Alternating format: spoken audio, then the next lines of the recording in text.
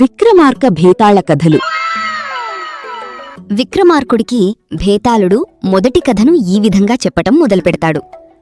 ఓ విక్రమార్క మహారాజా, ఒకానొక రాజ్యంలో వజ్రమకుటుడు అనే రాకుమారుడు మతిమంతుడు అనే మంత్రికుమారునితో స్నేహంగా ఉండేవాడు.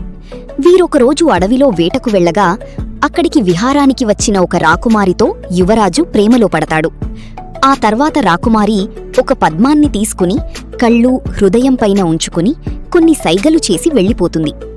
తర్వాత రాకుమారుడు ఆ సైగలకు అర్థం ఆమె పేరు పద్మావతి, ఊరు నేత్రపురం, ఆమె తనని ప్రేమిస్తుందని మతిమంతుడి ద్వారా తెలుసుకుని అక్కడికి వెళ్లి ఆమె తండ్రి ఉత్తానుపాదుడికి తెలియకుండా గాంధర్వ వివాహము చేసుకుని రహస్య జీవనం చేస్తూ ఉంటారు.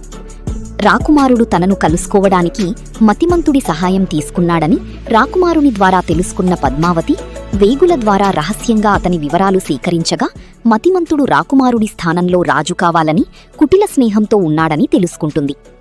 ఆ తర్వాత తన మిత్రుడి వద్దకు వెళ్లాలని రాకుమారుడు బయల్దీరతాడు.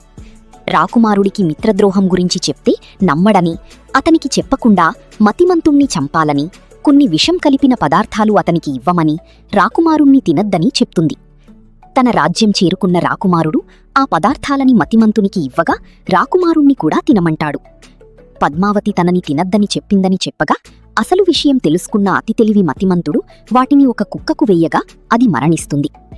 అప్పుడు రాకుమారుడు మిత్రుని సలహా మేరకు అతనిని చంపాలని చూసిన ఆమెపై పగ తీర్చుకోవటం కోసం ఆమె పెళ్లి కాకుండానే గర్భవతి అని పుకారు పుట్టించి రాజ్య బహిష్కరణ చేయిస్తాడు.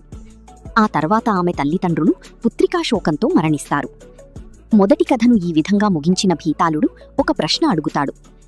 విక్రమ, ఉత్తానుపాదుడు అతని భార్య మరణించారు కాబట్టి ఆ దోషం ఎవరికి తగులుతుందో చెప్పండి. ప్రశ్నకు సమాధానం తెలిసి చెప్పకపోతే మీ తల 1000 వక్కలవుతుంది అంటాడు. విక్రమార్కుడు ఆ ప్రశ్నకు సమాధానం చెప్పగానే భీతాళుడు ముందుగా చెప్పినట్టుగానే చెట్టుపైకి ఎగిరిపోతాడు. ఈ మొదటి కథ సమాధానాన్ని, రెండవ కథను తర్వాతి భాగంలో వినండి. ఈ కథకు జవాబు తెలిస్తే కామెంట్ చెయ్యండి. Thank you.